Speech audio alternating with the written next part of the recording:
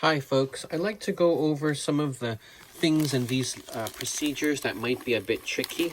This is the Investigate Chemical Reactions bag in your home kit, and this is the steel wool for activity number 1. However, you're going to need this steel wool in a later activity too, either number 6 or number 7, so do not use the entire steel wool. Do not use all the steel wool that you have just for activity number 1. If you want to divide your steel wool, you could pull it apart if you are very strong. Otherwise, you could use some old pair of scissors to cut it. Now, I gotta warn you, cutting steel wool is very not good for the scissors. So you don't want to use your good scissors for this. You want to use your old scissors, all right? It's also going to produce a lot of dust. Steel wool dust. Okay, now I have 2 pieces of steel wool. This is I'm going to use this half for activity number 1. Now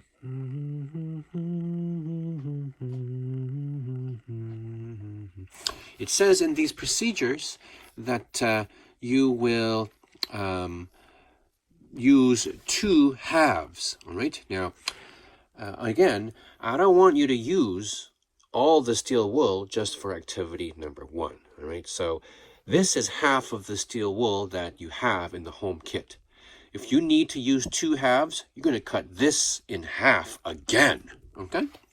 Now, let's verify that you actually need to use 2 halves.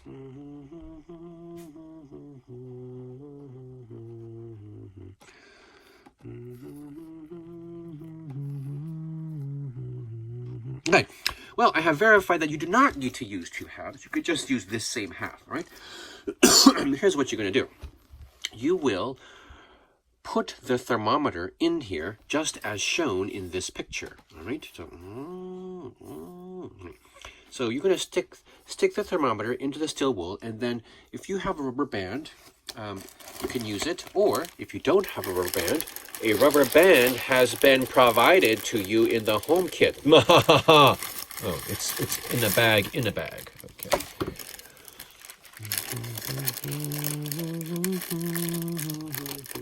Here we are. Use this rubber band, and you can tie the rubber band around the steel wool around the thermometer. So you can put the thermometer here and tie around like that if you like, or you can insert the thermometer inside here and then wrap around tightly like that, okay? The reason why this has to be tight is because it needs to be in good contact with the thermometer, not just casual contact, but in pretty tight contact, since there's a lot of air in between the fibers of the steel wool. We don't want to measure the temperature of the air. We want to measure the temperature of the steel wool, okay? Now, you'll put your thermometer in there and tie it tightly. Now, first, I want you to do it with the dry steel wool, right? And then, once you've tied your dry steel wool around the thermometer, I want you to wait for 10 minutes, okay?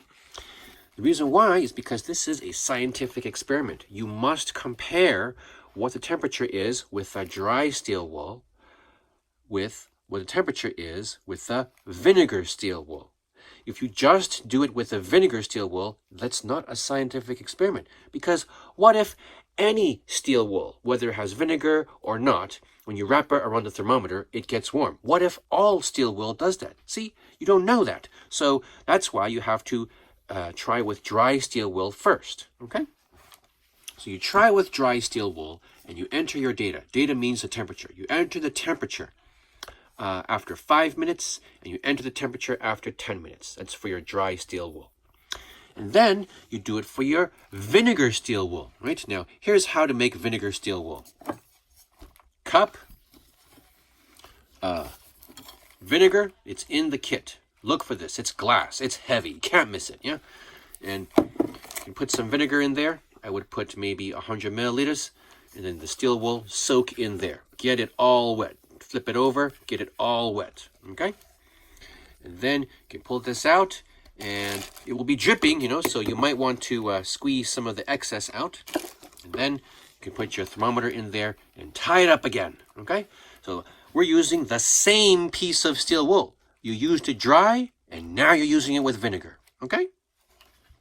Thank you for, oops. Okay, thank you for that. And that will be for activity number 1.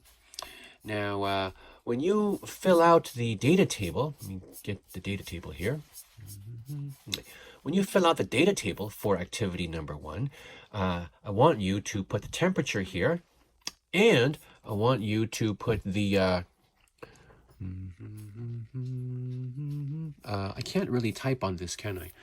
And I want you to put the chemical equation, the balanced chemical equation, okay? So here I'm going to take a picture of this page so I can show you what you should be writing, right? Okay, so here's a picture of that page.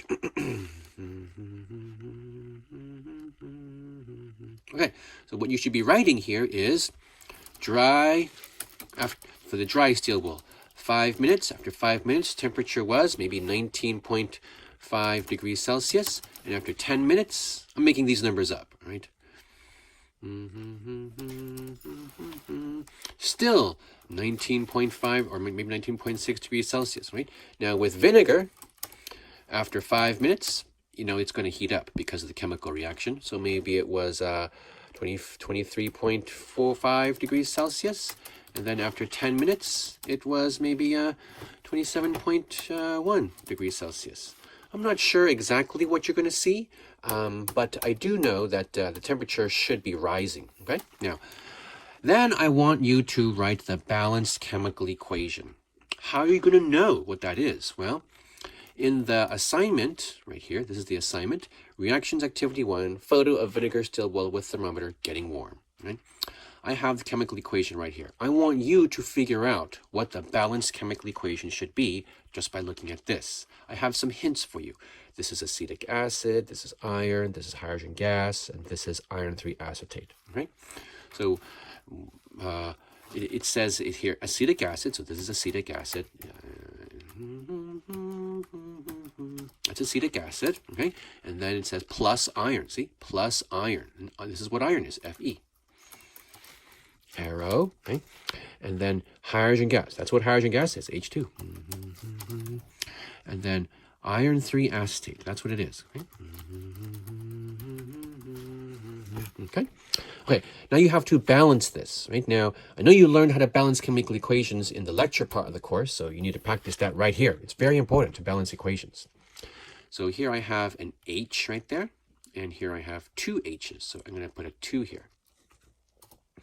And here I have, now I have 2 of these things, 2 C2H3O2s, because I have 2 of this whole chemical. So that's 2 H's and also 2 C2H3O2s, right?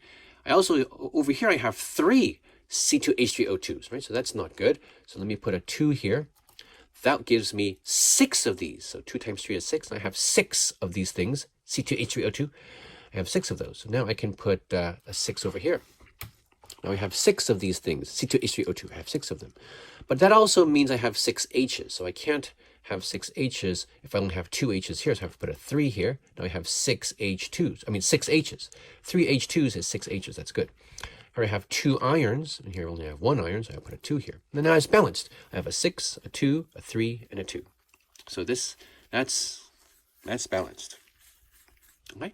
That's how I'd like for you to do that. All right? Now, it's going to be very interesting when you put the steel wool in the vinegar. It will take a while. It will take the full 10 minutes for it to get warm. I mean, this is really fake here. It's not going to get that warm in 5 minutes. You know, that's a fantasy. Let me just change this to...